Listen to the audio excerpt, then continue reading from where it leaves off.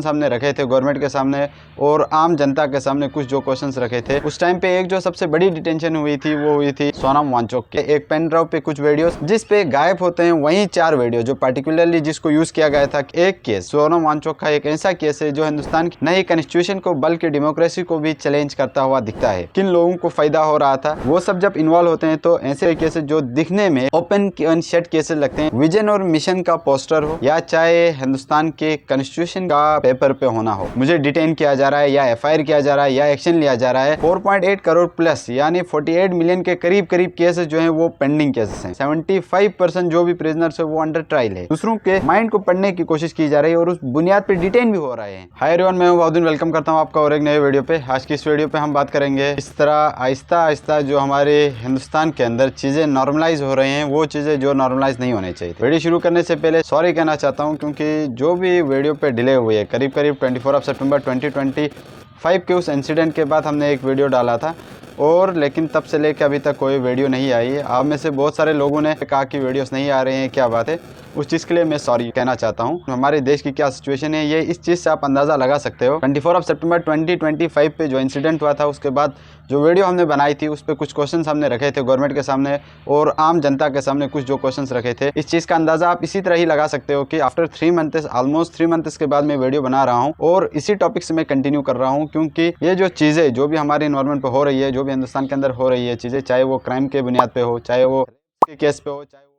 और दूसरे केसेस के बुनियाद पे हो, 1-2 दिन उसके खिलाफ प्रोटेस्ट आए उसके बाद उन चीज को बुलाया जाता है। हमें सोल्यूशन नहीं मिलता बल्कि हम उस चीज को भूल जाते हैं। वहीं एक इंसिडेंट जो 24 सितंबर 2025 पे लद्दाख के अंदर हुआ, उस इंसिडेंट को भी हमने कुछ दिन तक देखा, कुछ दिन तक हमने उसकी आवाज उठाई, उसके बाद उसका सोल्यूशन अभी तक किसी को नहीं मिला है। उसमें से कुछ क्वेश्चंस को मैं रिकॉल करूंगा, उसके बाद इस वीडियो पे हम किस चीज की बात करेंगे उसको हम आगे डिस्कस करेंगे। उसमें से हमने कुछ क्वेश्चंस कहे थे कि गोली चलाने की ऑर्डर किसने दी थी, उसका अभी तक कोई जवाब नहीं आया है। जो 4 लोगों को गोली रखी उसकी रिस्पॉन्सिबिलिटी कौन उठाता है, क्या जो उस टाइम पे वहां पे जो भी सिचुएशन हुई, जो भी अनफॉर्चुनेटली एक जो पीसफुल मोमेंट अचानक वायलेंट मोड ले लेता है, क्या उसका रिस्पॉन्सिबल कौन है। कुछ क्वेश्चंस इसी तरीके थे। उस इंसिडेंट पे जो भी डिटेंशन हुई उस टाइम पे एक जो सबसे बड़ी डिटेंशन हुई थी वो हुई थी सोनम वांगचुक की। इस टाइम पे जो सुप्रीम कोर्ट के इर्द गिर्द जो केस चल रहे हैं उसमें से एक केस सोनम वांगचुक का एक ऐसा केस है जो हिंदुस्तान की नई कॉन्स्टिट्यूशन को बल्कि डेमोक्रेसी को भी चैलेंज करता हुआ दिखता है। उसको रिप्रेजेंट करते हुए सीनियर एडवोकेट ने यह तक कह डाला सुप्रीम कोर्ट की बेंच ऑफ जस्टिस के सामने कि एक डेमोक्रेटिक कंट्री पे क्या गवर्नमेंट को क्रिटिसाइज करना क्या नेशन के लिए थ्रेट हो सकता है। यहाँ से ये केस एक ऐसा केस है जो जज करता है हिंदुस्तान की डेमोक्रेसी को, जो जज करता है हिंदुस्तान के कॉन्स्टिट्यूशन को। हमारा constitution right to freedom of speech देता है। हमारे देश के अंदर बहुत सारी चीजें ऐसी होती हैं जो पेपर में काफी स्ट्रांग होती है, चाहे वो एक एजुकेशन सिस्टम के अगर बात करेंगे, चाहे वो स्कूल या कॉलेज या यूनिवर्सिटीज के विजन और मिशन का पोस्टर हो या चाहे हिंदुस्तान के कॉन्स्टिट्यूशन का पेपर पे होना हो, ये दोनों चीजें बहुत काफी स्ट्रांग होती हैं और दोनों चीजें बहुत इंपॉर्टेंट होती है। जिस हालात से आज हिंदुस्तान गुजर रहा है, जहाँ पे जो भी एक इंसान के जो फंडामेंटल राइट्स होते हैं उनको पूरी तरीके से रोन दिया जाता है, जहाँ पे कॉन्स्टिट्यूशन कहता है कि you have to right to speech या किसी भी रिलीजियस को आप फ्रीली फॉलो कर सकता है, लेकिन हर अगले दिन उनके फंडामेंटल राइट्स को दबाते हुए दिखते हैं। ये दो चीजें, चाहे वो कॉन्स्टिट्यूशन हो चाहे वो एजुकेशन हो, दो बहुत इंपॉर्टेंट चीजें हैं और दोनों इंपॉर्टेंट चीजें सिर्फ पेपर तक ही स्ट्रॉन्ग दिखते हैं हिंदुस्तान के अंदर, लेकिन ये दोनों चीजें रियल लाइफ पे अलाइन होते हुए कभी नहीं दिखे हैं। जिस हिसाब से फ्रीडम ऑफ स्पीच को यूज करके सोनम वांगचुक सर ने कुछ स्पीचेस दिए थे जिसपे उन्होंने कहा था कि जो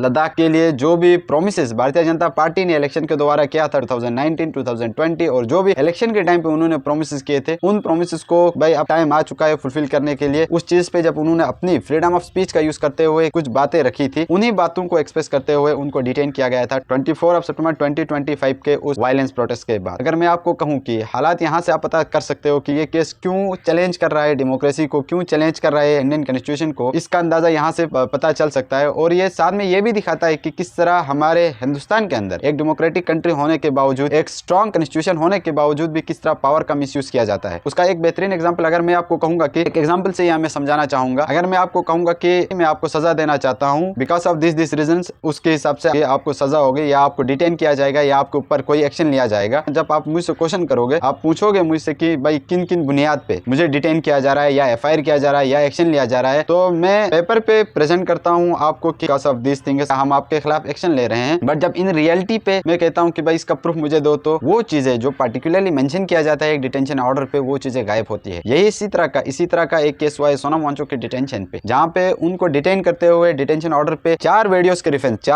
रेफरेंस दिए गए हैं, 4 वीडियोस के लिंक दिए गए हैं बिकॉज ऑफ दिस 4 वीडियोस, और कुछ चीजें जिनकी वजह से हम आपको डिटेन कर रहे हैं। जब उस प्रूफ को मांगा जा रहा है तो जो इंडियन अथॉरिटी जिन्होंने डिटेन किया है, हिंदुस्तान की सरकार से जब ये पूछा जाता है, जब प्रूफ की मांग करते हो तो उनके पास जो प्रूफ मिलता है एक पेन ड्राइव पे कुछ वीडियोस जिस पे गायब होते हैं, वही 4 वीडियो जो पार्टिकुलरली जिसको यूज किया गया था, कि जिसको मेंशन किया गया था कि हम इन 4 वीडियोस के बुनियाद पे आपको क्या कर रहे हैं, डिटेन कर रहे हैं। इन 4 वीडियोस के ऐसे प्रूफ यूज कर रहे थे डिटेंशन के लिए, बट जब उन्हें प्रूफ दिया जा रहा है, जब शोकेस किया जा रहा है उनके सामने कि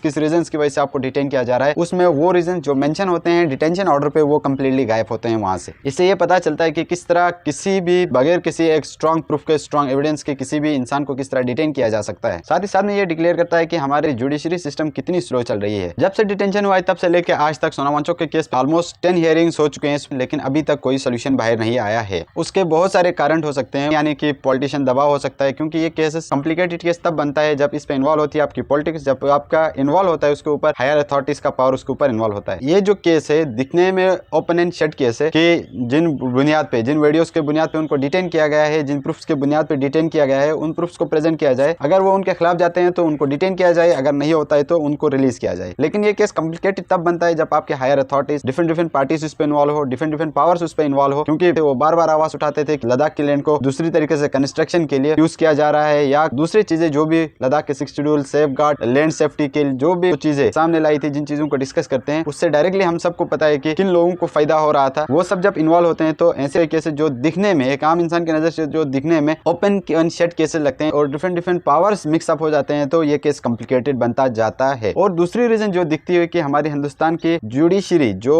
almost tends to dying judiciary दिख रही है, क्योंकि अकॉर्डिंग टू डाटा दिखाता है कि हिंदुस्तान के 10 लाख लोगों के केसेस लड़ने के लिए सिर्फ 21 जजेस प्रेजेंट रहे, जबकि डाटा के हिसाब से एटलीस्ट 50 जजेस होने चाहिए, लेकिन करेंटली हमारे पास सिर्फ 21 जजेस हैं। इसका डायरेक्ट इफेक्ट ये पड़ता है कि फर्स्ट ऑफ ऑल तो according to data 4.8 crore plus यानी 48 मिलियन के करीब केसेस जो हैं वो पेंडिंग केसेस हैं। 75% जो भी प्रिजनर्स है वो अंडर ट्रायल है। इसका जिस तरीके से जजेस की कमी की वजह से जो ये केस होते हैं, बहुत सारे केसेस ऐसे भी होते हैं कि जिन पे केस लड़ते 10 साल, 20 साल, 30 साल, 40 साल इस तरह हुआ है। तो बहुत सारे ऐसे केसेस भी आए हैं कि जिन्होंने जितनी बाद में जब केस सॉर्ट आउट हो जाता है तो इतनी सजा होनी चाहिए थी, उससे कहीं ज्यादा उन्होंने ट्रायल के नाम पे बिताया होता है। या कुछ ऐसे भी केसेस होते हैं कि जैसे कि एक फेमस केस है हिंदुस्तान की जुडिशरी का, 100 रुपीज ब्राइब लेने के लिए 3 साल का केस चला था, उसके बाद भी पता चला कि इन्होंने ब्राइब नहीं ली थी। तो बहुत सारे केसेस, इसका ये इफेक्ट पड़ता है कि जब जजेस कम होते हैं, जब आपकी वैकेंसी 40% या 30% वैकेंसीज आपकी खाली रहते हैं, पोस्ट आपके खाली रहते हैं, तो वो ओवर बुकेट होते हैं। तो ऐसे में बट जब ओवरलोड हो जाता है सिस्टम, तो इसकी एफिशिएंसी ऑफ जस्टिफिकेशन या एफिशिएंसी ऑफ जस्टिस पे डायरेक्ट क्या हो जाती है, कमी दिखने को मिलती है। दूसरी चीज, इसी केस के बुनियाद पे सोनम वांगचुक के केस से एक चीज ये पता चलता है कि किस तरीके से कॉन्स्टिट्यूशन को हमने कितना कमजोर बनाया है। ऐसे पावरफुल लोगों ने, जिनके बारे में जो रिपोर्ट्स निकल के आते हैं, जो दूसरों के कहने पे नाचते भी हैं कभी कभार, जो पावरफुल लोगों की वजह से जो एक पावरफुल कॉन्स्टिट्यूशन जो सिर्फ पेपर तक ही पावरफुल रहा, उसके बाद जो बाहर जब भी उसी कॉन्स्टिट्यूशन से जो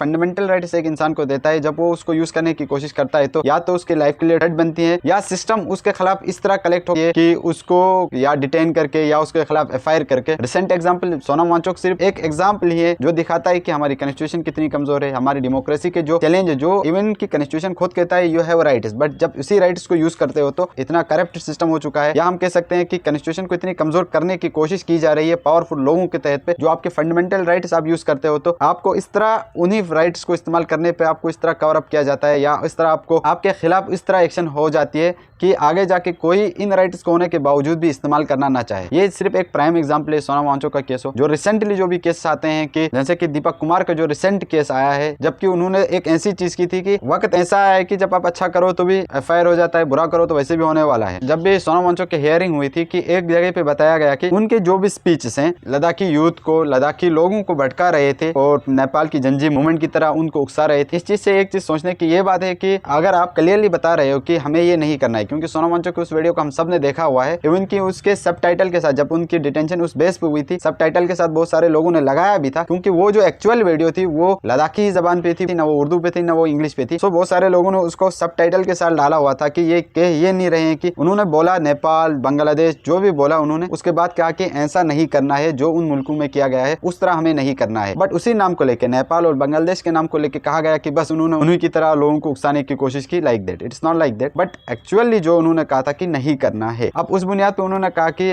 कभी कभार ऐसा होता है कि आप बताते नहीं हो, एक्सप्रेस नहीं करते हो, इनडायरेक्टली मैसेज चले जाती है आपको करना क्या है। क्या सरकार अब थॉट प्रोसेस के बेस पे जो सरकार को लग रहा है कि हाँ इसने ये मुंह से कहा है बट इनर जो अंदर ये सोच रहा है, शायद ये ऐसा कुछ सोच रहा है, क्या उस बेस पे डिटेंशन करने लगेगी? तो उस बेस पे अगर डिटेंशन करने लगेगी तो कितने शब्द इस तरह बोले जाते हैं, बट उनको भी अगर डिकोड किया जाते हो तो उनकी भी नियत पे शक किया जा सकता है। नियत के शक के बुनियाद पे किसी को डिटेन करना जो आप सोच रहे हो ये 100% सही नहीं है कि आप जो सोच रहे हो कि ये यही चीज दूसरा बंदा जो बोल रहा है वो भी सोच रहा होगा। क्लियरली एक्सप्रेस नहीं किया हुआ, क्लियरली एक्सप्रेस ये किया गया कि हमें इन कंट्रीज की तरीके से यहाँ पे जो चल रहा है, चाहे बांग्लादेश हो, चाहे नेपाल हो, चाहे कोई दूसरी जगह हो, वहां पे जो लोग कर रहे हैं उस तरह हमें नहीं करना चाहिए। एक क्लियरली अगर एक स्पीच के तहत पे एक वीडियो पे जब क्लियरली बोला जा रहा है नहीं करना चाहिए, तो आप उसको डिकोड कर रहे हो, वो भी डिकोड एक ऐसी बात को कर रहे हो कि जो मुंह से निकल नहीं रही है, बस ये गेस करके कि नहीं शायद उसके माइंड पे ऐसा हो, अपने ही माइंड को यूज करके दूसरों के माइंड को पढ़ने की कोशिश की जा रही है और उस बुनियाद पे डिटेन भी हो रहे हैं कि नहीं आपने बोला कुछ और है, क्लियरली कहा है आपने कि नहीं ऐसा नहीं होना चाहिए, बट सामने वाले बंदे को, के पावरफुल लोगों को, जिनके पास पावर है, जो पावर को यूज करते हैं किसी भी तरीके से, उनको सिर्फ लगा है नहीं आपने बोला ये है बट आपके अंदर ऐसा कुछ हो सकता है, उस बुनियाद पे डिटेन किया गया है सोनम वांगचुक को।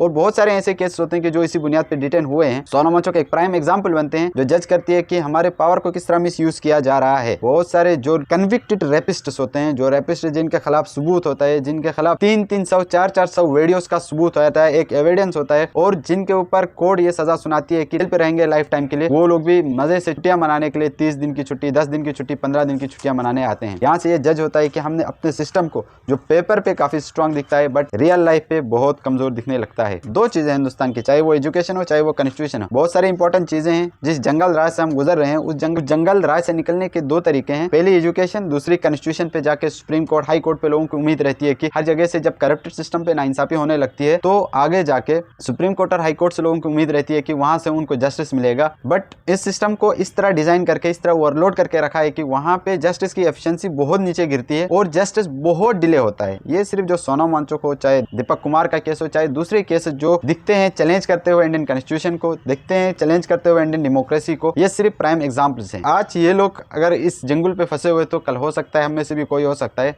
तब हमें बचाने वाला कोई नहीं होगा। अपनी आवाज का यूज कीजिए। You have right to freedom of speech, आपके पास राइट है, बट उस फ्रीडम का आप इस्तेमाल करो, लेकिन ये गारंटी नहीं दी जा सकती है कि right to freedom of speech के बाद आपके पास फ्रीडम रहेगी कि नहीं रहेगी। आई होप ये वीडियो आपको अच्छी लगी होगी। वीडियो अच्छी लगी है तो लाइक कीजिएगा, शेयर कीजिएगा, सब्सक्राइब कीजिएगा। थैंक यू, जय हिंद।